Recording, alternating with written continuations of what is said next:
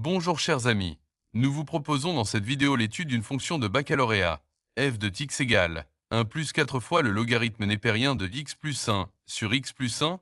Il s'agit du premier sujet de la métropole du mois de juin 2026. Soit f, la fonction définie par f de x égale 1 plus 4 fois le ln de x plus 1 sur x plus 1, avec ln, le logarithme népérien, et c, la courbe représentative de la fonction f. Première question. Étudier les variations de f, en déduire les asymptotes et dresser le tableau de variation. Deuxième question. Montrer que l'équation f de x égale à 1,5 admet une seule solution sur l'intervalle 2 plus l'infini et donner sa valeur arrondie à 10-1. Troisième question. Tracer la courbe C. Quatrième question. Calculer l'aire du domaine délimité par l'axe des abscisses, la courbe C, l'axe des ordonnées et la droite d'équation x égale 2. Pour l'étude des variations de notre fonction f, nous allons commencer par la détermination de son domaine de définition. Nous avons d'une part le logarithme népérien et d'autre part une fraction soit un dénominateur. Commençons par le logarithme népérien de x plus 1. X plus 1 doit être strictement supérieur à 0, donc x doit être strictement supérieur à moins 1. Pour le dénominateur, x plus 1 doit être différent de 0, donc x doit être différent de moins 1. Dans ce cas, le domaine de définition de f sera l'intervalle ouvert de moins 1 à plus l'infini. Maintenant, nous allons calculer les limites aux bornes de notre domaine de définition. Commençons par la limite de f de x quand x tend vers moins 1 par valeur supérieure. Or, la limite de ln d'une fonction q, quand tu tends vers 0 plus donne moins l'infini. Donc la limite du ln de x plus 1 donne moins l'infini, et celle de x plus 1 donnera 0, on aura donc une forme indéterminée soit l'infini sur 0. Pour lever cette forme indéterminée, on écrira f de x sous forme de produit. On aura alors 1 plus 1 sur x plus 1 fois 4 fois ln de x plus 1. Or la limite de 1 sur x plus 1 donnera plus l'infini, et la limite de 4 fois ln de x plus 1 donnera moins l'infini. On aura alors plus l'infini multiplié par moins l'infini qui est égal à moins l'infini. On a trouvé que la limite de f de x quand x tend vers moins 1 par valeur supérieure est égale à moins l'infini. Cela signifie que la droite d'équation x égale à moins 1 est une asymptote verticale de la courbe C de la fonction f. On a trouvé le domaine de définition de f et sa limite quand x tend vers moins 1 par valeur supérieure. Maintenant, nous allons calculer sa limite quand x tend vers plus l'infini. La limite de ln de x plus 1 tendra vers plus l'infini, et celle de x plus 1 donnera aussi plus l'infini. On aura donc une forme indéterminée soit l'infini sur l'infini. Pour lever cette forme indéterminée, on utilisera la limite quand tu tends vers plus l'infini du ln du u sur u qui est égal à 0. On aura alors la limite quand x tend vers plus l'infini du ln de x plus 1 sur x plus 1 est égal à 0, on aura alors un plus 0 soit 1, la limite de f de x quand x tend vers plus l'infini est égale à 1. Cela signifie que la droite d'équation y égale à 1 est une asymptote horizontale de la courbe C de la fonction f.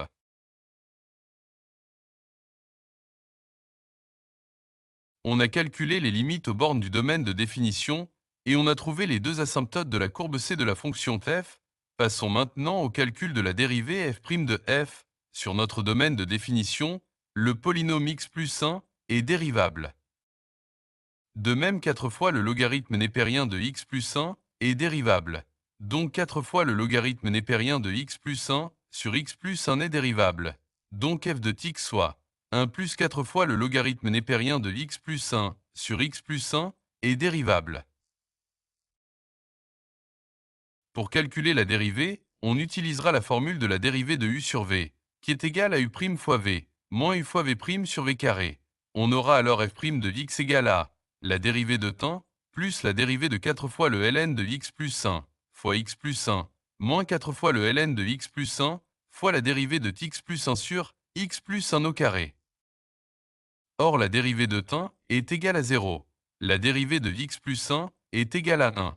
La dérivée de ln de x plus 1 est égale à la dérivée de x plus 1 sur x plus 1, soit 1 sur x plus 1.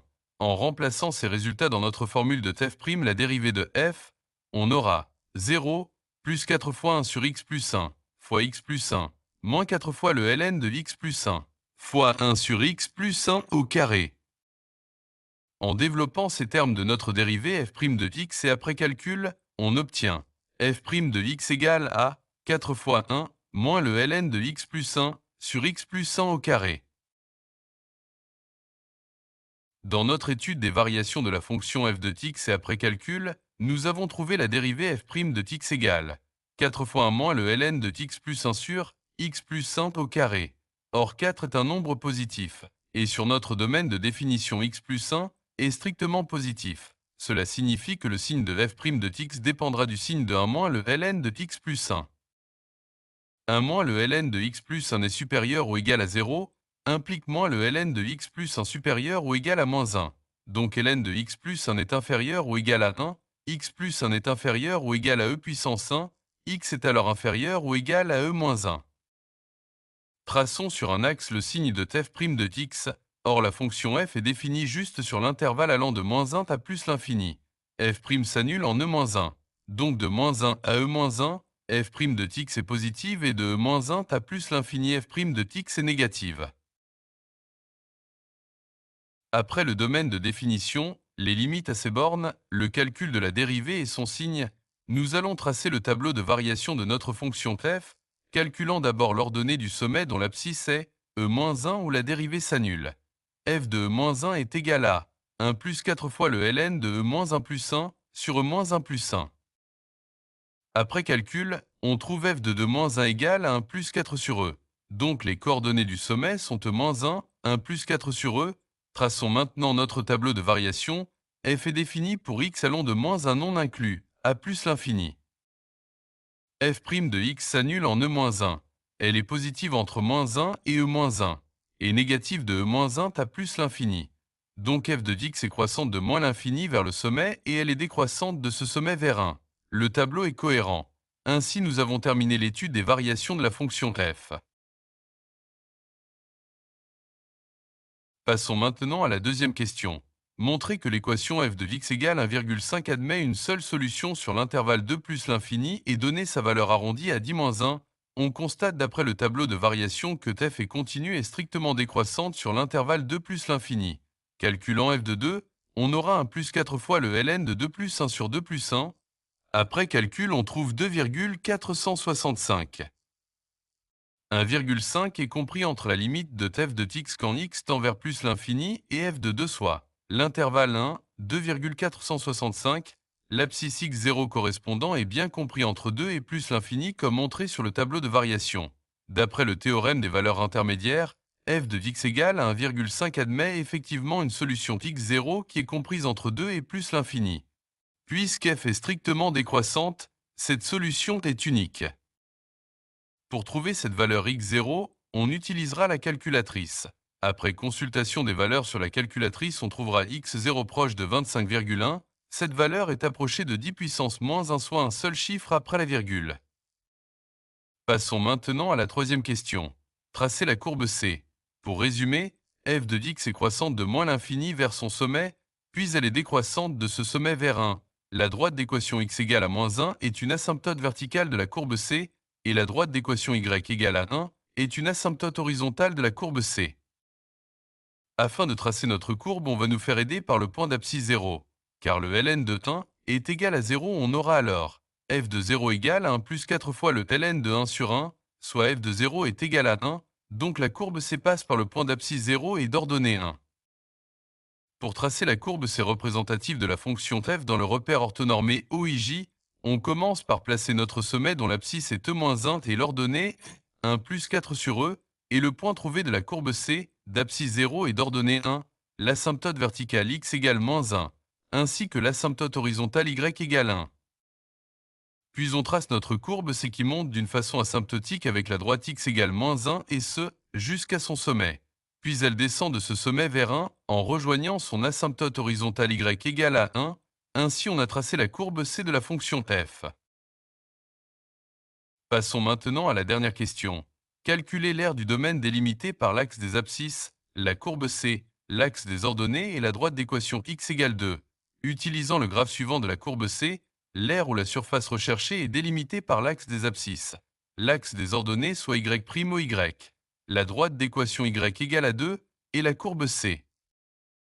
Comme montré dans le graphe, les deux droites y' au y, soit x égale 0 et x égale 2, ça sera les bornes de l'intégrale calculant l'aire. Et puisqu'elle est délimitée entre C et l'axe des abscisses et C est au-dessus de cet axe, alors l'aire recherchée sera égale à l'intégrale entre 0 et 2 de f de x dx, soit l'intégrale entre 0 et 2 de 1 plus 4 fois le ln de x plus 1 sur x plus 1 dx.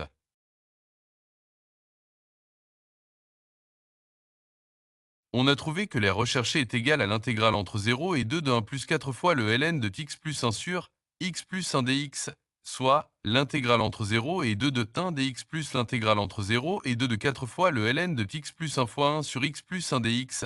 L'intégrale entre 0 et 2 de 1 dx est égale à x entre 0 et 2. Pour calculer la deuxième partie, on constate que la dérivée du logarithme népérien de x plus 1 est égale à 1 sur x plus 1.